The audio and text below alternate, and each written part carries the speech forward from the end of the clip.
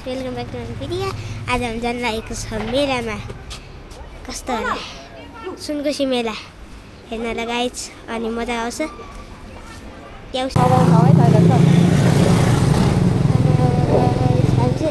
यहाँबाट आधा किलोमिटर जति छ हुन्छ।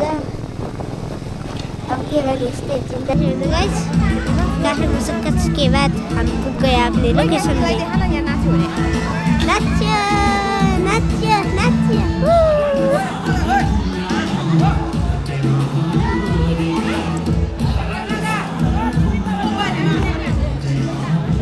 अरे यसले माथि गर्नु त माथि किन गर्नु ए है अहिले के त टिका लाउ टिका भगवान अलि अलि सिधा गरेर पार्वती